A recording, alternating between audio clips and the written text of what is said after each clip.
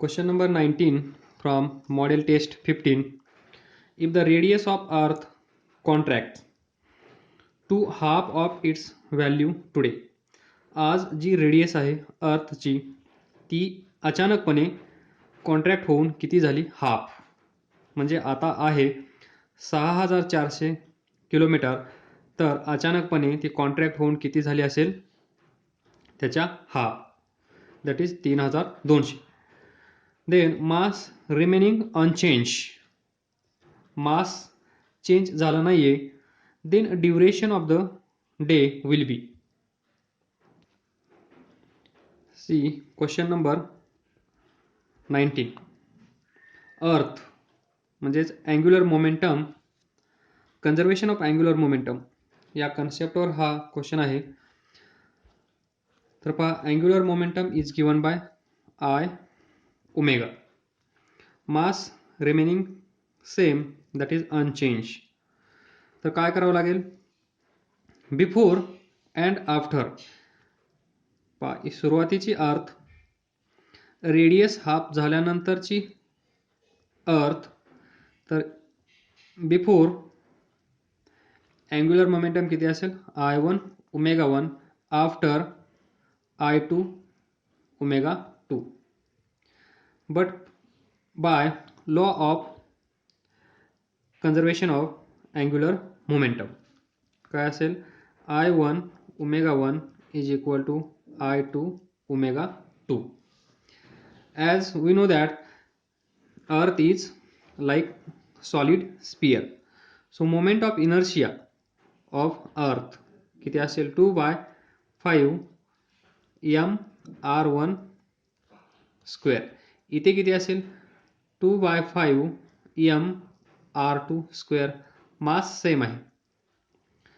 तर इथे पहा, I1 म्हणजे 2/5 mr1 square into omega, I2 2/5 mr2 square into omega 2. 2/5 m cancel, r1 square omega 1, r2 square omega 2. Then we know that what is angular speed, omega is equal to 2 pi by t or omega is equal to 2 pi n. तर हे put करा, कारण आपल्याला find करायचं आहे duration of the day, that is time period of this earth. So r1 square 2 pi bye t1, इथे असेल r2 square omega 2 म्हणजे 2 पाय बाय t2. 2 पाय कॅन्सल. टू फाइंड t2 इकडे घेऊन या. t2 upon t1 is equal to r2 upon r1 इकडे येईल, brackets square. तर पहा, r2 म्हणजे इथली रेडियस, r1 म्हणजे इथली रेडियस, r2 किती आहे हाफ ऑफ फर्स्ट. इथे जी रेडियस असेल ती किती झाली इथे half. So put value of r2 1/2 r1 divided by r1 bracket square. r1 cancel, किती येईल 1/4. So t2 upon t1 is equal to 1/4. हा t1 इकडे जाईल, t2 is equal to 1/4 t1. t1 म्हणजे काय, इथला टाइम पिरियड. t2 म्हणजे इथला टाइम पिरियड. तर इथला टाइम पिरियड किती असेल अर्थचा 24 आवर्स, सर्वांना माहीत आहे. 1/4 24, t1 येईल 6 आवर्स. म्हणजे ही अर्थ, जर असं घडलं तर ही अर्थ काय करेल, 6 तासामध्ये एक रोटेशन कंप्लीट करेल. That is time period of this earth. Next question, particle, question number 22. See here, A particle is executing or performing simple harmonic motion with amplitude of 4 centimeter. Simple harmonic motion म्हणल्यानंतर question number 22 simple harmonic motion हे असेल path of particle. इथे असेल मीन position, इथे असेल extreme position, इथे असेल extreme position. तर पहा, particle is performing simple harmonic motion with amplitude of 4 centimeter. म्हणजे amplitude is this distance, this 4 centimeter. Maximum displacement of particle from mean position is 4 centimeter, that is amplitude. Time period 12 second. Time period म्हणजे काय, हा particle पहा इथून इथे जाईल, परत इथे येईल, इथून इथे जाईल, परत इथे येईल, म्हणजे या पोझिशनपासून निघाला, याच पोझिशनला येऊन पोहोचला, तर या पोझिशनला पोहोचण्यासाठी त्या पार्टिकलला किती वेळ लागतो त्याला आपण म्हणतो टाइम पिरियड. तर पहा, मी वेगळ्या पद्धतीने दाखवण्याचा प्रयत्न करतो. ॲक्च्युअल पाथ असे असेल स्ट्रेट लाईन, याला आपण म्हणतो T1, तो परत इथे आला, याला आपण म्हणतो T2, परत तो इथे जाईल, याला आपण म्हणतो T3, परत तो इथे येईल, त्याला आपण म्हणतो T4. तर आपल्याला माहित आहे T is equal to T1 plus T2 plus T3 plus T4. This is time period of this particle. म्हणजे इथून निघाल्यानंतर तो इथे जाईल, परत इथे येईल, इथे जाईल, परत इथे येईल. हे असं या पाथवरून घडतं. स्ट्रेट लाईन ही तुम्हाला समजण्यासाठी 4 पार्टमध्ये डिवाइड करून दाखवली आहे. तर हा T इज इक्वल टू किती दिला आहे, 12 सेकंड. Then time taken by the particle in going from its mean position to position of displacement equal to 2 centimetre. तो टाइम दिला आहे T1. Then time taken from this displaced position of 2 centimetre to reach the extreme position is T2. Then find T1 upon T2. तर पहा, इथून इथपर्यंतचा problem काय आहे, particle इथे असेल सुरुवातीला मीन पोझिशनला, या मीन पोझिशनपासून हा पार्टिकल निघाल्यानंतर इथे येण्यासाठी याला किती वेळ लागतो, T/4 आपल्याला माहित आहे. म्हणजे मीन पोझिशनपासून एक्स्ट्रीम पोझिशनला येण्यासाठी किती वेळ लागतो त्याला, T/4. तर इथे पहा, हा पार्टिकल इथून निघाल्यानंतर तो किती पुढे गेला आहे, from its mean position to a position of displacement equal to 2 centimetre. म्हणजे हे टोटल डिस्टन्स किती आहे, 4 सेंटीमीटर. तर तो पार्टिकल आला आहे या पोझिशनला, that is 2 centimetre from mean position. तर आपल्याला माहित आहे equation of displacement when particle starts from mean position, that is particle starts its journey from mean position, that is given by x is equal to a sin omega t. या इक्वेशनचा वापर करून आपण तो particle कुठे असेल हे सांगू शकतो. पण त्यांनीच सांगितलं आहे की पार्टिकल सध्या या पोझिशनला कुठे आहे, तर तो आहे 2 सेंटीमीटर फ्रॉम मीन पोझिशन. या पोझिशनपासून तो पार्टिकल इथे आहे ॲट डिस्टन्स 2 सेंटीमीटर, म्हणजेच x is equal to 2 centimetre दिला आहे, that is 2. A is what? A is nothing but amplitude, that is maximum displacement of particle from its mean position, that is this distance. This is given 4 centimeter, so 4 centimeter sin omega T, आणि हा T दिला आहे T1.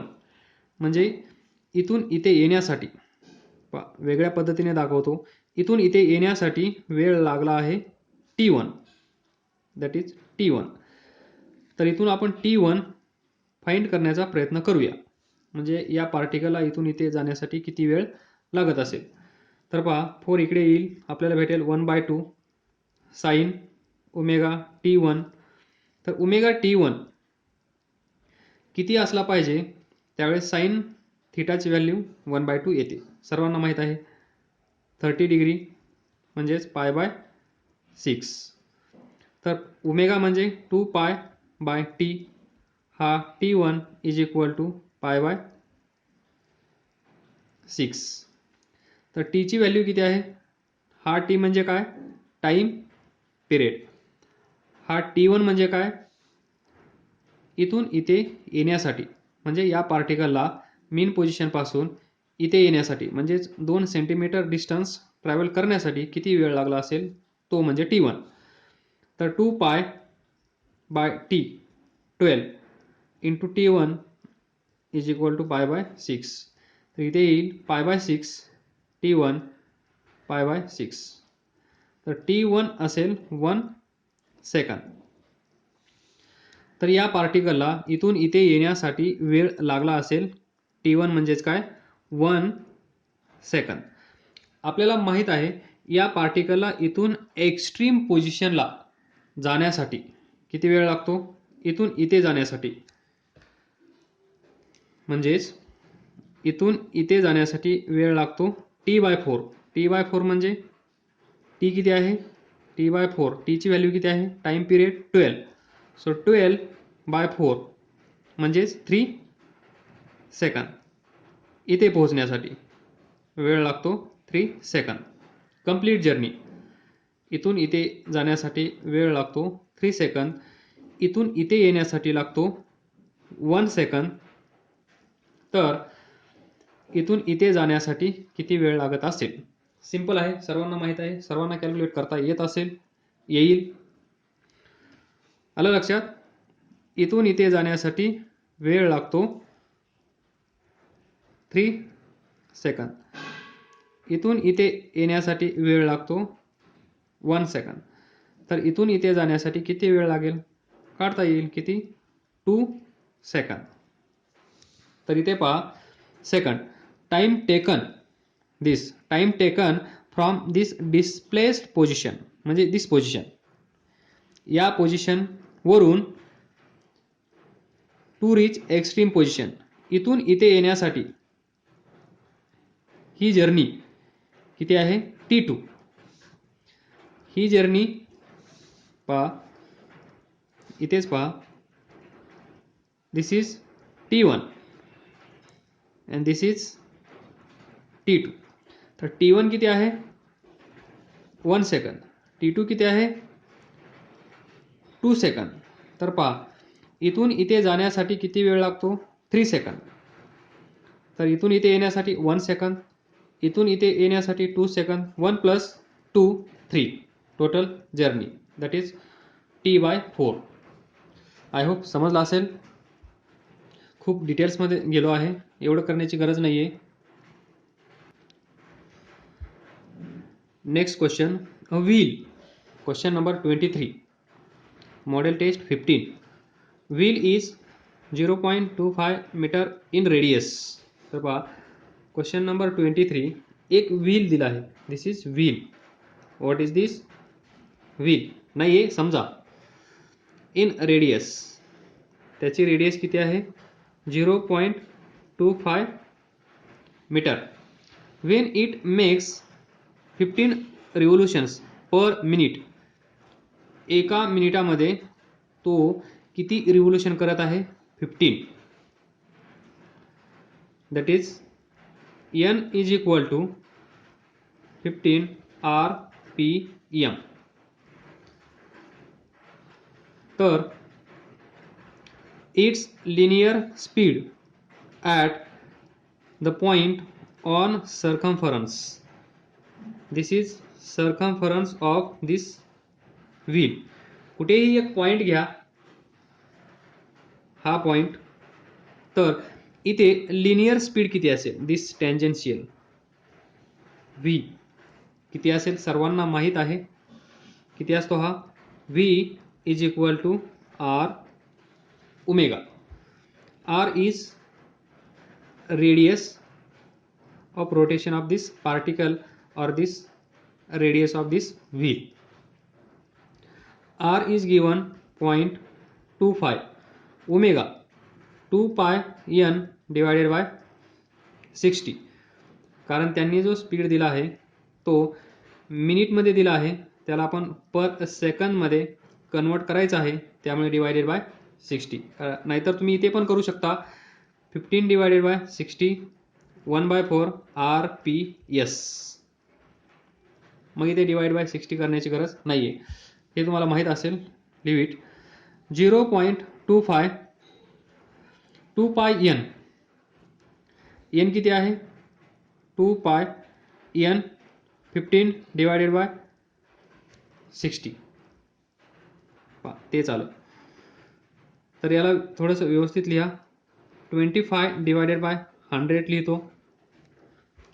25 divided by 100 म्हणजेच 0.25. इथे पहा किती येईल, हे पाय बाय 2. तर 25 4 जा किती येईल, इथे असेल पाय बाय 2. तर V is equal to 1/4 into pi by 2, हे येईल pi by 8. Option D.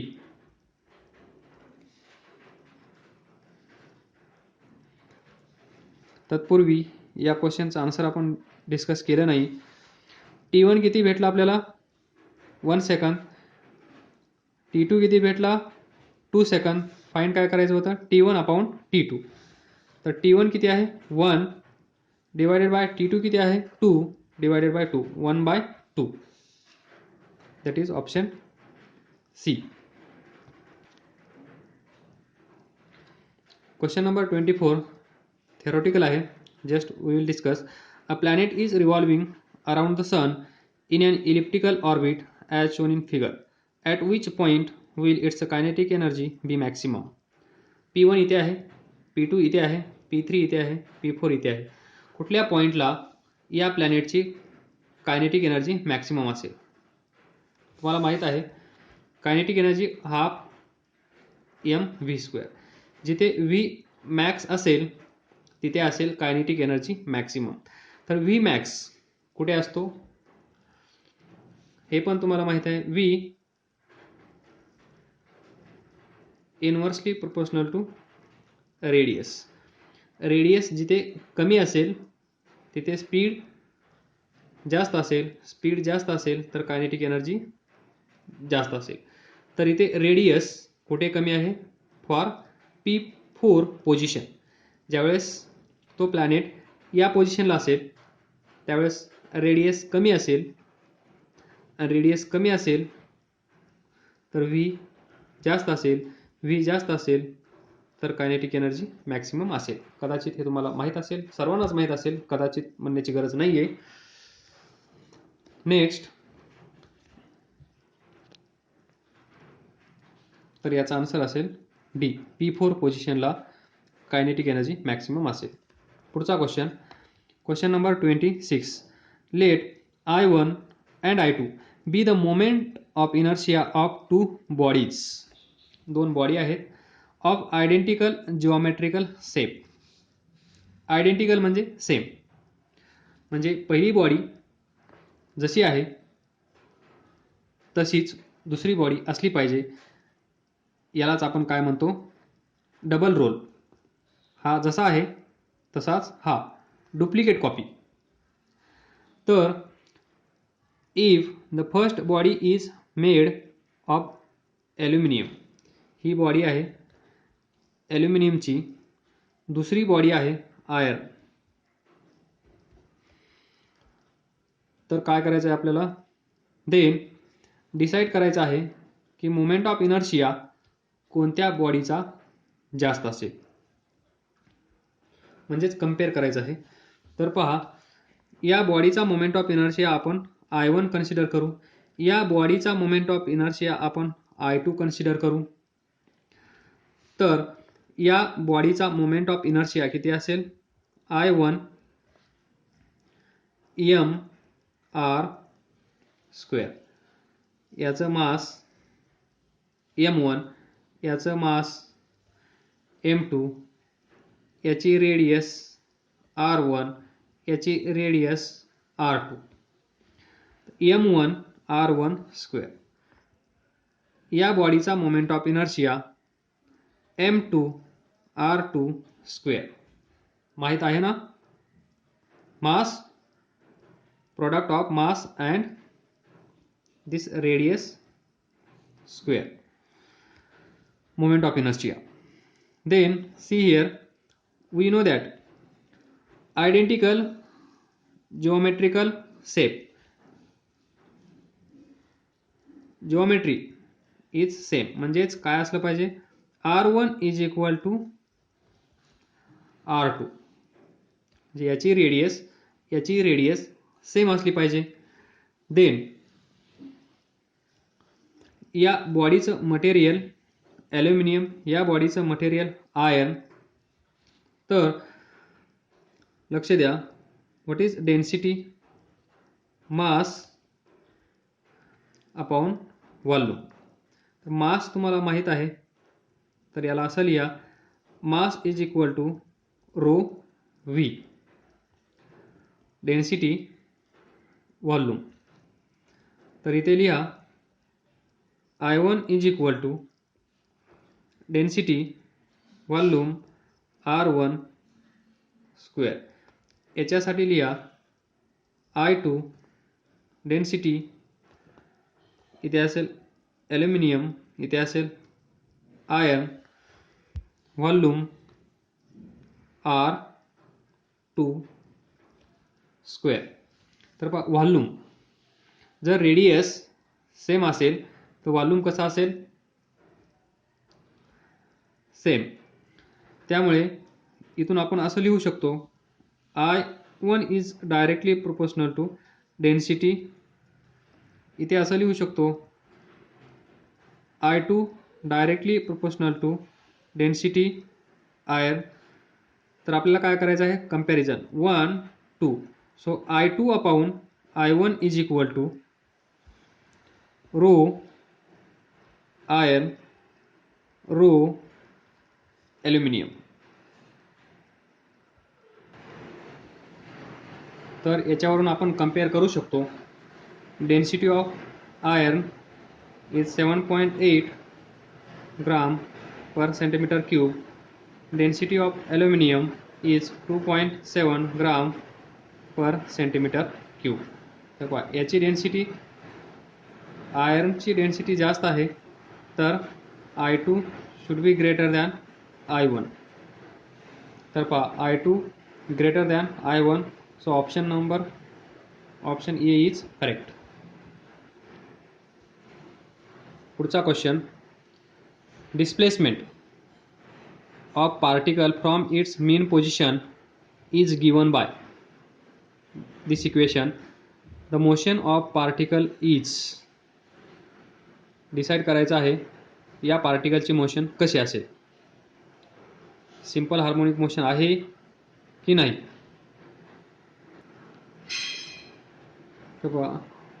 Question number 27, y is equal to 0.2 sine 10 pi t plus 1.5 पाई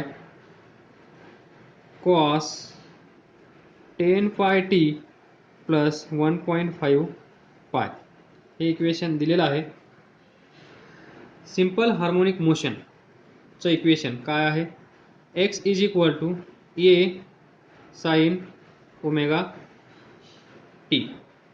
तर पहा, थोडं इथं व्यवस्थित पाहण्याचा प्रयत्न करा. दे बा 10 पाई टी 1.5 पाय 1.5 पाय. तर हेच इक्वेशन मी थोडंसं असं लिहितो, y is equal to 0.2 sine theta cos theta, where theta is 10 pi t plus 1.5 pi. Equation 2. परत या इक्वेशनला मी असं लिहितो, y is equal to 0.1 into 2.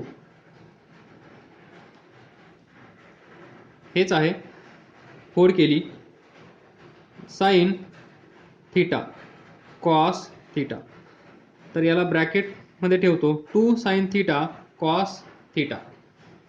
हा कोणता फॉर्म्युला आहे? साइन 2 थीटा म्हणजे 2 साइन थीटा कॉस थीटा. तर इथे पहा आता, साइन 2 थीटा म्हणजे या ब्रॅकेटला आपण साइन 2 थीटा लिहू शकतो. देन y बिकम्स 0.1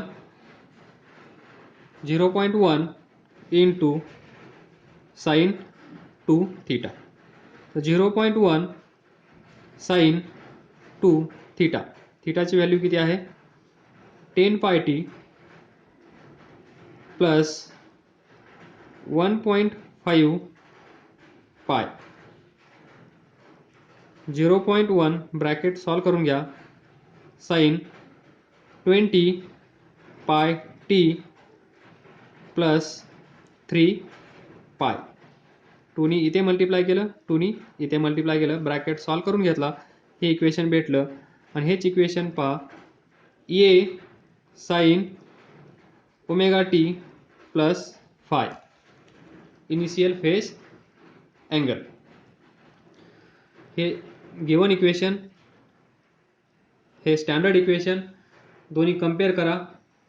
तर कंपेअर केल्यानंतर आपल्याला असं दिसून येतं की हे जे इक्वेशन आहे ते सिंपल हार्मोनिक मोशनचं इक्वेशन आहे, त्यांनी जे दिलेलं. त्यानंतर ऑप्शन पहा, simple harmonic motion with period 0.1 second. D option, simple harmonic motion with period 0.2 second. हे इक्वेशन सिंपल हार्मोनिक मोशनचं आहे, त्याचमुळे ऑप्शन ए आणि बी कॅन्सल झाले. कॉम्पिटिशन असेल सी आणि डी मध्ये, टाईम पिरियड डिसाईड करावं लागेल, त्यावरून सी किंवा डी हे ऑप्शन आपण सांगू शकतो. तर या इक्वेशनचा आपल्याला टाईम पिरियड पण फाइंड करावं लागेल. तर omega T is equal to this, omega T is equal to 20 pi T. T T cancel, omega म्हणजे 2 pi by T is equal to 20 pi, pi pi cancel, so 1 by T is equal to 2 इकडे येईल, 20 divided by 2 is equal to 10. तर time period is equal to 1 by 10 म्हणजेच 0.1 सेकंद. तर पहा, simple harmonic motion with period 0.1 सेकंद, that is option C is correct. पुढचा question, to get an output x is equal to 1. इथे output 1 भेटण्यासाठी from the following logic circuit the input must be. A काय असला पाहिजे, बी काय असला पाहिजे, सी काय असला पाहिजे, जेणेकरून आपल्याला result x is equal to 1 भेटेल. ट्रूथ टेबल सिंपल आहे. तर पहा, हे गेट कोणतं आहे? ऑर. हे आहे अँड. तर ऑरचा ट्रूथ टेबल काय असतो? A B. 0 0 असेल तर ए प्लस बी 0, इथे 0 असेल, बी 1 असेल तर हा 1, हा 1 असेल, हा 0 असेल तर हा 1, इथे 1 असेल, इथे 1 असेल तर इथे 1 असेल. अँड ए बी, त्यानंतर A B and multiplication or plus A 0 0 0 1 1 0 1 1. तर 0 0 असल्यानंतर इथे काय असतं 0, इथे काय असेल 0, इथे काय असेल 0, इथे काय असेल 1. हे तुम्हाला माहीत आहे. यावरून तुम्ही गेस करा इथे x येण्यासाठी a काय असला पाहिजे, b काय असला पाहिजे आणि c काय असला पाहिजे. त्याच्या अगोदर पहा c डायरेक्ट कनेक्टेड आहे, तर अँडमधून आउटपुट घेण्यासाठी अँडचा आउटपुट काय आहे 1. तर पहा 1 येण्यासाठी इनपुट काय असलं पाहिजे, दोन्ही 1 असले पाहिजे. म्हणजे हा 1 असला पाहिजे, हा पण 1 असला पाहिजे. त्याच वेळेस आपल्याला आउटपुट 1 भेटेल. तर पहा या साईडचा 1 असला पाहिजे. आणि ऑप्शनमध्ये पहा C इज इक्वल टू 1 हा एकच ऑप्शन दिलेला आहे, म्हणजे कन्फ्युजन नाही आहे. पहा इथे C सर्वांचे 0 कन्सिडर केले आहेत. ऑप्शन डीचा C इज इक्वल टू 1 दिला आहे, म्हणजे ऑप्शन डी याचा करेक्ट असणार. ही शॉर्टकट आहे, रिव्हर्स इंजिनिअरिंग आहे. C is equal to 1. बाकीचे तिन्ही ऑप्शनमध्ये 0 आहे, तर ए नाही, बी नाही, सी नाही, डी ऑप्शन करेक्ट असेल. हे इथून शॉर्टकटनी तुम्हाला कळत आहे. तर पहा मग या साईडला ऑर गेटचं आउटपुट काय असलं पाहिजे 1. आउटपुट 1 येण्यासाठी ए आणि बी काय असला पाहिजे.